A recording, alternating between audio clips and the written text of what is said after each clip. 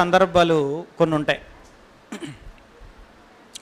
మనుషులందరూ సామూహికంగా అంటే వ్యక్తిగతంగా ఒక్కొక్కరికి ఉండే భయాల సంగతి వేరు, కానీ మానవ సమాజం అంతా ఒకేసారి మూకుమ్మడిగా భయపడే కొన్ని సందర్భాలు ఉంటాయి.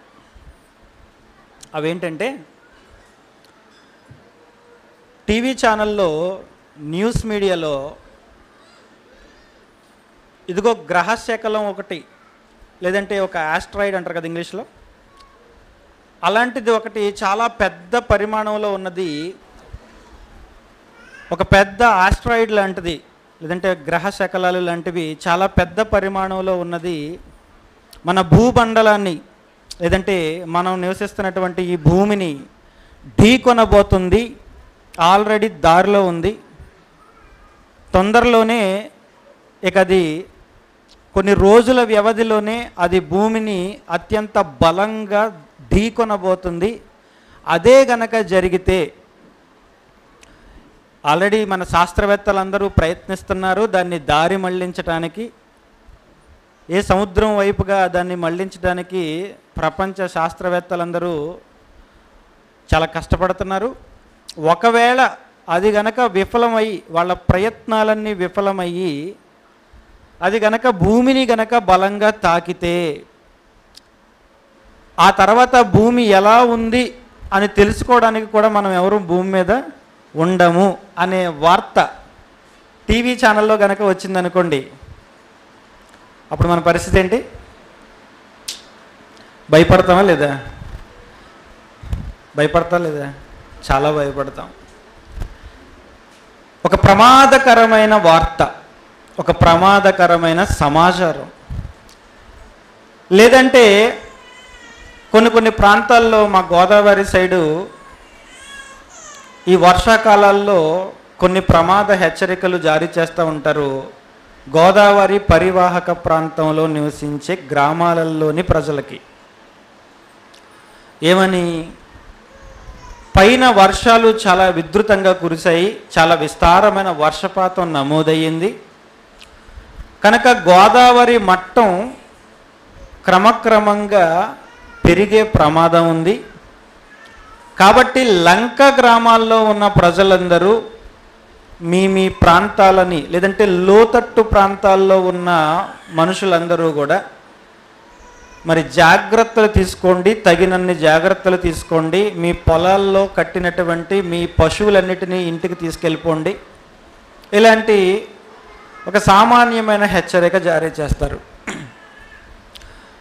ఆ తర్వాత అది మొదటి ప్రమాద హెచ్చరిక అంటాడు, ఆ తర్వాత రెండవ ప్రమాద హెచ్చరిక అంటాడు. అంటే ఏంటి? కొంచెం ఇంకా గోదావరి పెరిగింది అంటే మేము తరచూ వినే వార్త ఇది.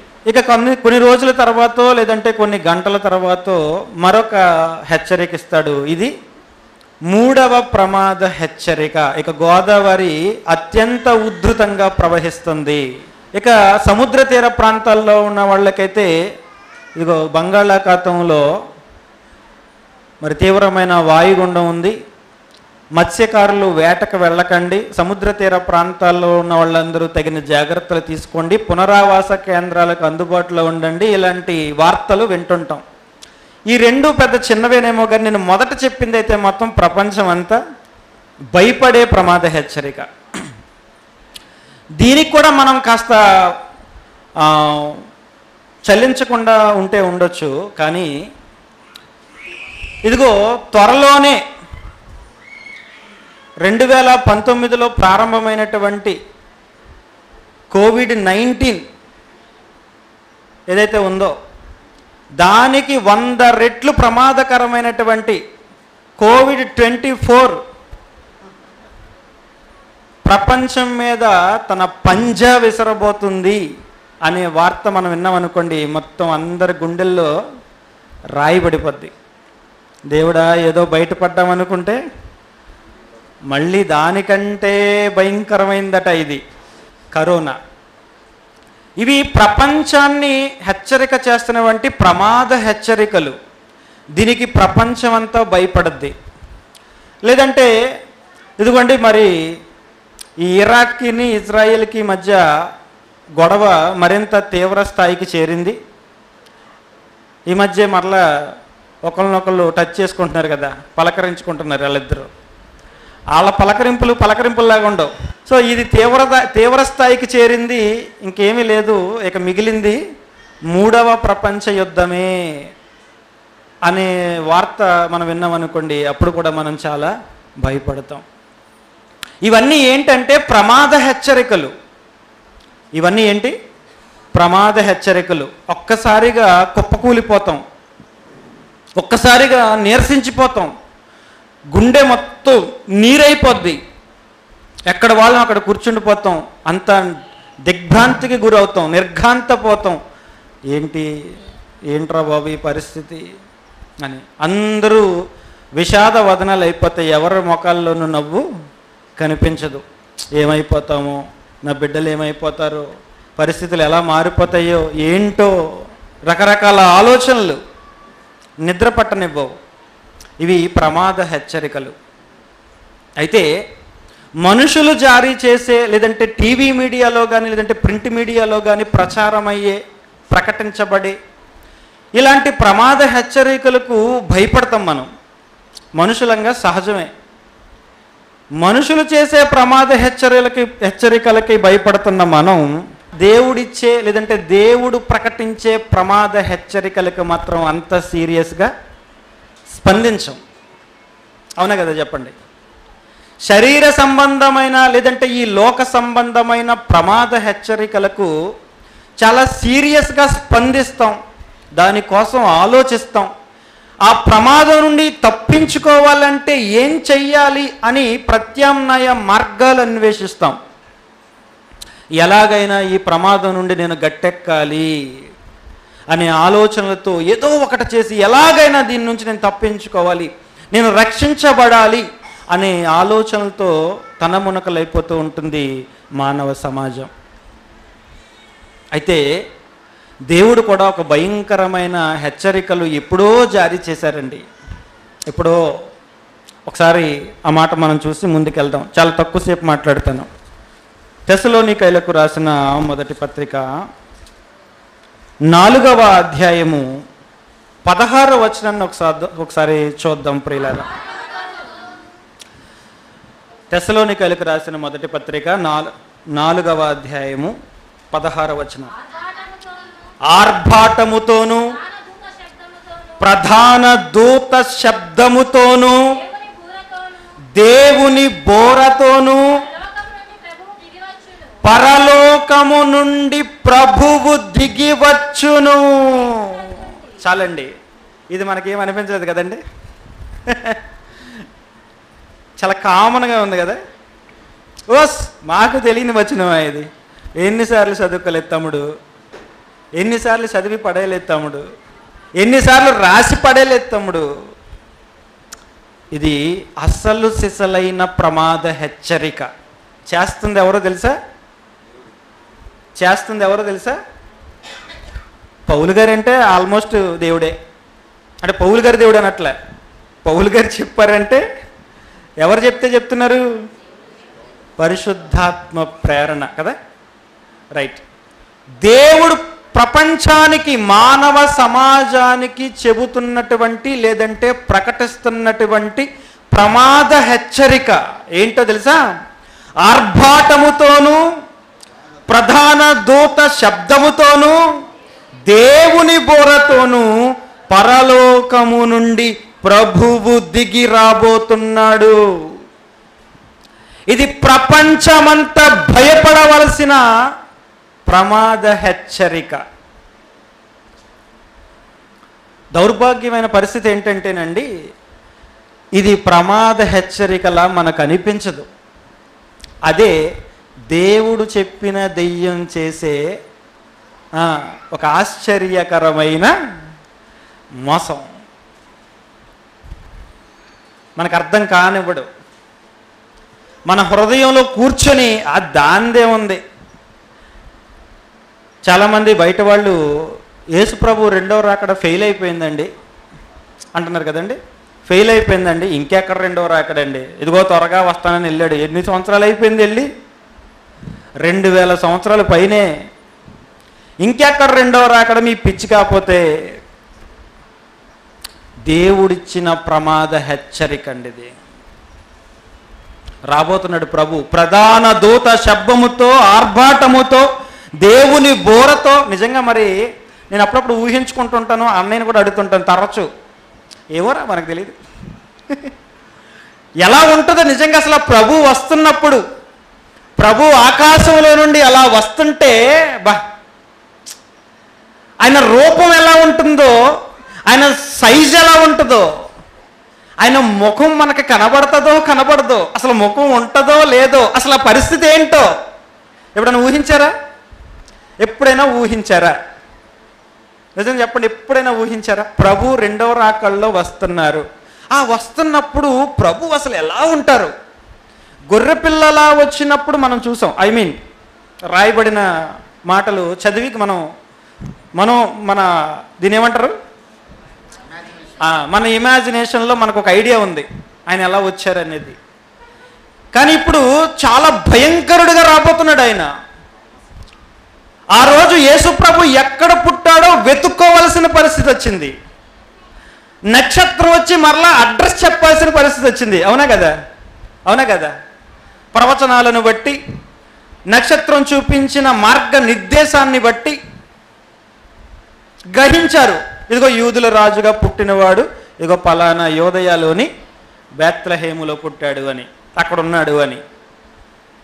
అప్పుడు వెతుక్కోవాల్సిన పరిస్థితి, అడ్రస్ మరొకరు చెబితే తెలుసుకునే పరిస్థితి. కానీ ఇప్పుడు అడ్రస్ ఎవడో చెప్పక్కర్లా. ఇదిగో యేసుప్రభు వచ్చాడంట, రెండో రాకడ జరిగిందంట అని మరొకడు మనకు చెప్పాల్సిన అవసరం ఈ రోజైతే ఇక లేదు. ఎందుకంటే యేసు ప్రభు రెండవ రాకడలో వస్తున్నప్పుడు ఆకాశంలో మెరుపు పుట్టి ఈ చివరి నుండి ఆ చివరికి ఎలా అయితే కనిపిస్తుందో, ప్రపంచం అంతటికి ఏకకాలంలో ప్రభు కనిపించబోతున్నాడు. ఆ దృశ్యం ఎంతసేపు ఉంటుందో నాకు కూడా తెలీదు. అది కొన్ని సెకండ్ల, కొన్ని నిమిషాల, లేదా ఒక రోజు ఉంటుందా మనకు తెలియదు.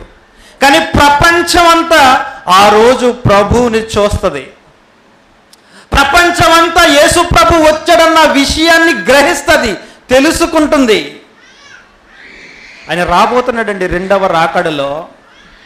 ఇది ప్రపంచానికి దేవుడు చెబుతున్నటువంటి ప్రమాద హెచ్చరిక. ఎంతమంది భయపడతారు చెప్పండి దీనికి? ఎంతమంది దీనికి భయపడతారు?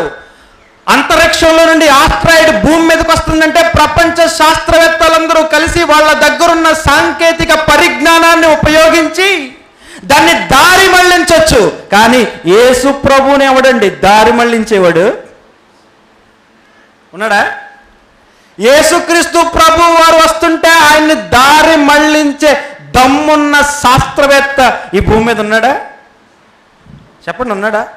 ఏమో బ్రదర్, టెక్నాలజీ బాగా డెవలప్ అయింది, రోజు రోజుకి కొత్త పుంతలు తొక్కుతుంది, తొక్కి పడేస్తాడు. ఎవ్వడు ఆయన్ని దారి మళ్లించే పరిస్థితి లేదు. బొచ్చు కత్తిరించు వాని ఎదుట గొర్రె పిల్ల మౌనముగా ఉన్నట్టు ఉండడానికి రావట్లేదు. అప్పుడు గొర్రె పిల్లలా వచ్చాడు నిన్ను నన్ను మార్చటానికి. ఇక మార్చే సెక్షన్ పోయింది, మార్చే సెక్షన్ వచ్చింది. అర్థమైందా? మార్చే సెక్షన్ పోయింది. ఇప్పుడు ఏ సెక్షను? మార్చే. డే కింద చేయవద్దు, మార్చడానికి కాదు ఇప్పుడు వచ్చేది, మార్చి పడేయడానికి.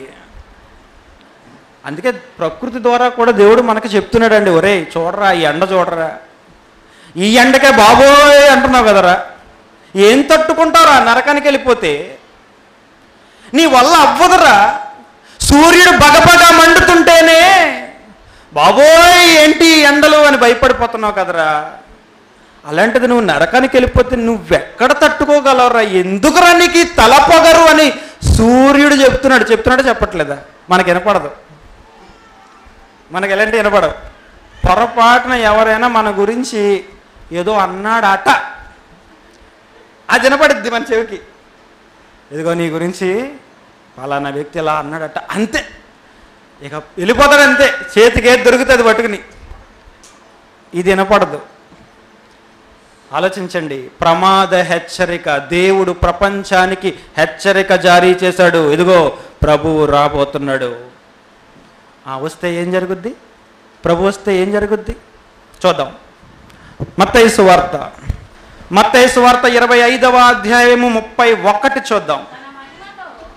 ఇందాకే కదా చదువుకున్నాం, ప్రధాన దూత శబ్దముతోనూ ఆర్భాటముతోనూ దేవుని బోరముతోనూ. ఇప్పుడు కొత్తగా ఇంకో పదం యాడ్ చేశాడు. ఏం పదం అది? తన మహిమతో మనుష్య కుమారుడును ఆయనతో కూడా సమస్త దూతలును వచ్చినప్పుడు. వచ్చేది ఎప్పుడులే అనుకోకు, వస్తాడు. వచ్చినప్పుడు ఆయన తన మహిమ గల సింహాసనము మీద ఆసీనుడై ఉంటాడు. ఒకరోజు పిలాతు సింహాసనం మీద ఆసీనుడై ఉంటే పిలాతు ముందు నేరస్తుడిలా నేరం చెయ్యకపోయినా మౌనాన్ని ధరించాడు. ఒక మట్టి మనిషి సింహాసనం మీద కూర్చుంటే ఆడి ముందు ఒక సృష్టికర్త మౌనంగా నుంచున్నాడు. ఏం బాబు, ఏం మాట్లాడవా అని అడుగుతున్నాడు. చెప్పు, అంతా నా చేతుల్లోనే ఉంది. నువ్వు కానీ ఒక మాట చెప్పావంటే, నిజంగా నేనేనేరో ఎరగదండి, నేనే తప్పు చేయలేదండి, ఒక్క మాట చెప్పు, నేను విడిపించేస్తా. సృష్టికర్త మౌనంగా నిలబడ్డాడు సింహాసనం ముందు. ఇప్పుడు సింహాసనాల ముందు మౌనంగా నిలబడటం కాదట, ఆయనే ఎక్కడున్నాడట? సింహాసనాసీనుడై. మరి ఆ సింహాసనం నేను అనుకుంటుంటాను, అది చెక్కతో చేసిన సింహాసనమా, ఐరన్తో చేసిన సింహాసనమా, లేకపోతే మేఘాలనే సింహాసనంగా మలుచుకుంటాడా? అసలు ఏంటి ఆ పరిస్థితి? అసలు మనకు తెలియదండి నిజంగా. మరి మనం బతుకున్నప్పుడు వస్తే ఆ అద్భుత దృశ్యాన్ని చూస్తాం. మనం చచ్చిపోయాక వస్తే మరి ఎలాగుంటుందో నాకు తెలియదు. ఎంత తక్కువ మాట్లాడుకుంటే అంత మంచిది. మనకి తెలియని సంగతులు అవి. కానీ సింహాసనం మీద అయితే మాత్రం కూర్చుంటాడట. సింహాసనము మీద మహారాజుల ఆసీనుడై ఉంటాడట. అప్పుడు కొంతమంది మరి వెనకాల సైన్యం వచ్చింది కదా, అదేం చేద్దంట? వాళ్ళు ఏం చేస్తారట? అప్పుడు సమస్త జనములు ఆయన ఎదుట పోగు చేయబడుదురు. నాకు పని ఉందండి, నేను రానండి అంటే కుదరదండి. ఏ బ్రదర్ మీటింగ్కి రాలేదంటే, కొంచెం బిజీ బ్రదర్, పని అవ్వలేదు బ్రదర్, వద్దాం అనుకున్నాను కానీ అవ్వలేదు బ్రదర్, దయచేసి ఏం అనుకోకండి బ్రదర్, సారీ బ్రదర్. ఏమండి రండి, ప్రభు వచ్చారు, పిలుస్తున్నారు. ఇది కాదు, కరపత్రిక ఇచ్చి, అమ్మా ఇదిగో ఈ నెల 1, 2, 3 తేదీల్లో మీటింగ్స్ అమ్మా, రెండమ్మా, మీ కుటుంబ సమేతంగా రెండమ్మా. ఓకే బ్రదర్, చూస్తాం హాలిడేస్ ఇప్పుడు ఆ టైంలో హాలిడేసే. కానీ మరి మా మేనత్త కూతురు పెళ్ళి ఉంది, అక్కడికి వెళ్ళాలి. ఒకవేళ కొంచెం అటు ఇటు అయ్యి ఏదైనా ఒకవేళ అది మిస్ అయితే తప్పకుండా వస్తాను బ్రదర్. పిలవడాలేమీ లేవు, జుట్టు పట్టుకుని తీసుకుని ఏమనుంది అక్కడ చెప్పండి? యేసు ప్రభు ముందుకు అందరూ రావాలని ఉందా? అందరికీ ప్రేమపూర్వక ఆహ్వానం కాదు ఇక్కడ. మనం రాస్తాం కరపత్రికలో, అందరికీ ప్రేమపూర్వక ఆహ్వానం. నువ్వు ఎంత ప్రేమగా పిలిచినా రాడాడు. నువ్వు ప్రేమ ప్రేమ ప్రేమ ప్రేమపూర్వక ఆహ్వానం అని రాసినా ఆడు రాడు.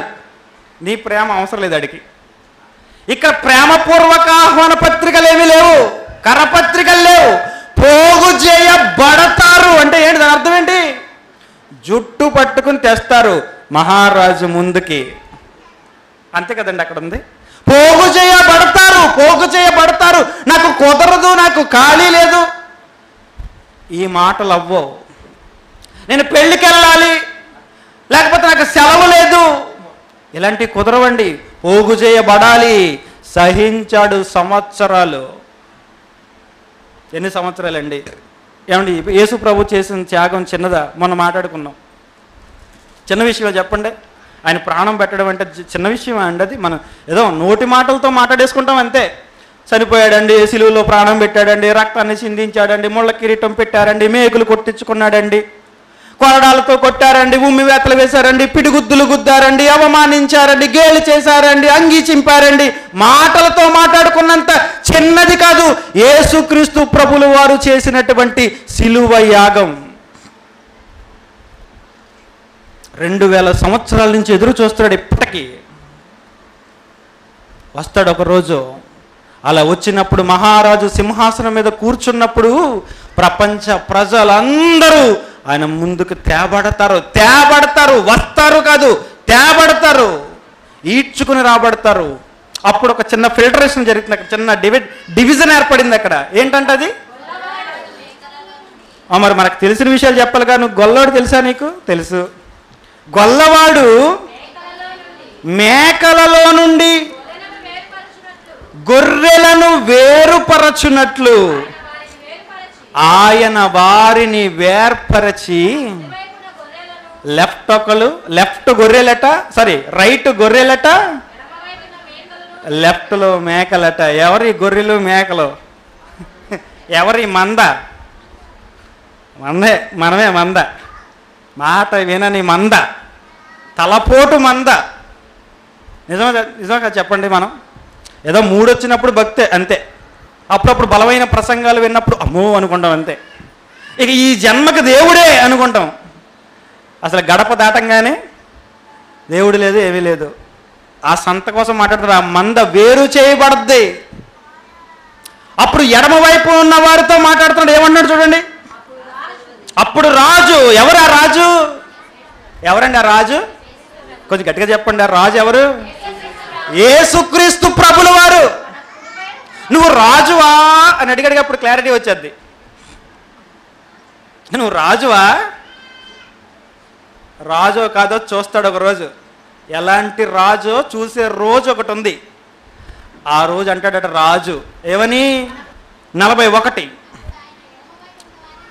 అప్పుడు ఆయన ఎడమ వైపునున్న వారిని చూచి శపింపబడిన వారలారా. ఎప్పుడు శపించబడ్డారు వీళ్ళు? ఎవరు శపించారు? ఆలోచించండి. ఎప్పుడు శపించబడ్డారు? ఎవరు శపించారు? మాకు అక్కర్లేదండి యేసుక్రీస్తు. యేసు ప్రభుతో మాకు పని లేదండి. మాకు చాలామంది దేవుళ్ళు ఉన్నారండి. మాకు పరాయి దేశానికి సంబంధించిన దేవుణ్ణి నమ్ముకోవాల్సినంత కర్మ మాకు లేదండి. పొద్దున్న మార్నింగ్ ఇక్కడికి వస్తుంటే ఒక క్రిస్టియన్ ర్యాలీ, మొత్తానికి సంథింగ్ ఏదో ఒక సంఘానికి చెందిన వాళ్ళు సుమారు 1000 మంది ఉంటారండి కడపలో. ఎంతప్పుడు బాప్టిస్ట్ చర్చ్ వాళ్ళట. ఒక 1000 మంది ఉంటారు. వాళ్ళు రోడ్డు మీద ర్యాలీ చేసుకుంటా ఏదో వాళ్ళు సువార్త వాళ్ళు చేసుకుంటూ వెళ్తున్నారు. మొత్తానికి ఎవరు తమ్ముడు అక్కడ మేము ఒక దగ్గర ఆగాం. తమ్ముడు సంజయ్ తమ్ముడు, నేను, గణేష్ తమ్ముడు అక్కడ రోడ్డు పక్కన నిలబడ్డాం. బైక్ వెళ్ళే ఖాళీ కూడా లేదు. చాలా ఫుల్ జనం ఉన్నారు. ఒక 1000 మంది ఉంటారు. తెల్లటి బట్టలు వేసుకుని వెళ్తున్నారు. అక్కడ ఒక దగ్గర ఆ వ్యాన్ ఆపి మైక్లో పాస్టర్ గారు చెప్తున్నారు, మనుషులందరూ పాపులు, మనుషులందరూ పాపం చేసిన వాళ్ళు. ఆ పాపాలన్నీ తీయడానికే యేసుక్రీస్తు ప్రభులు వారు భూమి మీదకి వచ్చారు. ఆ పాపాలు కడగబడాలంటే యేసు ప్రభువుని నమ్ముకోండి అని ఆయన మైక్లో చెప్తున్నాడు. మేమున్న దగ్గర 2 కుర్రాళ్ళు ఎదురు బదులుగా కూర్చున్నారు. 2 కుర్రాళ్ళు ఒక 30 లోపు, 25 నుంచి 30 ఆ సంవత్సరాలు ఉండొచ్చు మేబీ. వాళ్ళిద్దరు నవ్వుకుంటున్నారు. నేను గమనిస్తున్నాను వాళ్ళిద్దరిని. ఏది ఆ మాటలు వింటూ, మనుషులందరూ పాపులు, మనందరము పాపులవే, మనందరం పాపం చేసిన వాళ్ళమి, మనల్ని రక్షించడానికి ప్రభు వచ్చాడు, ప్రభువుని రక్షకుడిగా స్వీకరించండి అని ఆయన మైకులో చెప్తుంటే వీళ్ళిద్దరూ ఒకలాంటి స్మైల్ ఉంటుందండి. ఆ స్మైలు అది భలే ఉంటుంది. వీళ్ళ మొహం అన్నట్టుగా ఇద్దరు ఒకరినొకరు చూసుకుని నవ్వుకుంటున్నారు. శపించబడిన వారులారంటే ఎవరు? వాళ్ళే. యేసు ప్రభు సువార్త వినబడుతున్నా, క్రీస్తును గురించిన మాటలు వినబడుతున్నా, ఆయన సిలువకు సంబంధించిన సమాచారం చెవులలో పడుతున్నా పట్టనట్టుగా తిరుగుతున్నారే. మాకు అక్కర్లేదు యేసు ప్రభు అంటున్నారే. వాళ్ళే శపించబడిన వాళ్ళు. వాళ్ళకు కూడా ఆశీర్వాదం ఉందండి, కానీ వాళ్ళు పొందుకోవట్లేదు. యేసుప్రభు ప్రపంచ ప్రజలందరి కోసం ప్రాణం పెట్టాడు, కానీ అందరూ స్వీకరించట్లేదే. ఆ స్వీకరించని వాళ్ళే ఎవరు? శపింపబడిన వాళ్ళుగా వాళ్ళకు వాళ్ళే మారిపోతున్నారు. వాళ్ళతో అంటున్నాడు, ఏమంటున్నాడు చూడండి అక్కడ, నన్ను విడిచి అపవాదికిని. అసలు యాక్చువల్గా నరకం మనకు కాదండి, మనుషుల కోసం కాదు, అపవాదికిని వాని దోతలకిని సిద్ధపరచబడినది. అది మీ దౌర్భాగ్యం, మీ దరిద్రం అలా తగలడింది, వెళ్ళిపోండి అక్కడికన్నాడు అంతే. ఏమండి, ఇది ప్రమాద హెచ్చరిక కాదా చెప్పండి? ఎంత పెద్ద ప్రమాద హెచ్చరిక అండి. భయపడుతున్నామండి మనం? భయపడుతున్నామా? మనకు భయం లేదు కదండి. ఆలోచించండి ప్రియులారా, ఎప్పుడు చచ్చిపోతాం మనకు తెలీదు, మన గుండె ఎప్పుడు ఆగిపోద్దో మనకి తెలియదండి. ఎప్పుడు భయపడుతుంటానండి, నిజంగా భయపడుతుంటానండి. దేవా నాకేమొద్దు, నాకు ఈ లోకంలో ఏమొద్దు, చచ్చిపోతే పరలోకానికి తీసుకెళ్ళి చాలు అంతే. ఈ లోకంలో నాకేమొద్దు, కోరికలు పుట్టినా కానీ నాకు వద్దు, నాకేం వద్దు. కానీ మనసు కోరుకుంటా ఉంటుంది, ఏదేదో కావాలి ఏదేదో కావాలని. మీకు కూడా ఉంటుంది, ఆ సందిగ్ధం, ఆ సంఘర్షణ జరుగుతూ ఉంటుంది. దేవా నేను చచ్చిపోతే మరుక్షణం నీతిమంతుల దగ్గర ఉండాలి. భూపతులకు అధిపతి, మహాసైన్యములకు సారథి. భూపతులకు అధిపతి, మహాసైన్యములకు సారథి. సత్యమే చెప్పిన, రక్షణే చూపిన, మారని మనిషికి బుద్ధి చెప్పడానికి, క్రీస్తునే నమ్మిన అక్రమం చేసటోళ్ళకే తీర్పు తీర్చడానికి వస్తున్నాడు. భూపతులకు అధిపతి, మహాసైన్యములకు సారథి. భూపతులకు అధిపతి, మహాసైన్యములకు సారథి.